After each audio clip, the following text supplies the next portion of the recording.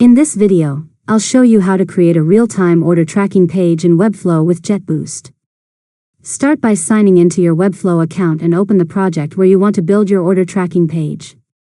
Next, create a new CMS collection called Orders. Add fields such as order ID, customer name, order status, tracking number, shipping carrier, and last updated. After that, add a new page in Webflow and design your order tracking layout. Include a search input where users can enter their order ID or tracking number. Now bind a CMS collection list to your orders collection so that each order can be dynamically displayed.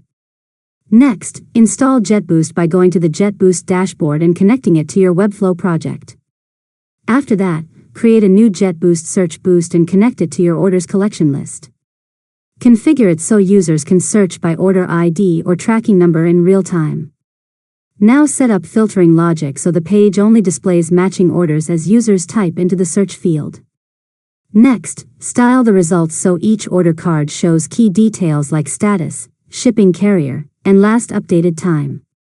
After that, publish your Webflow site and test the search by entering a sample order ID to confirm the real-time filtering works correctly. Finally, connect your CMS workflow so that when order data updates in Webflow, Jetboost automatically reflects those changes in real time. And that's it. You've successfully learned how to create a real-time order tracking page in Webflow with Jetboost. If you found this tutorial helpful, make sure to subscribe to Learn Mode Lab for more tutorials.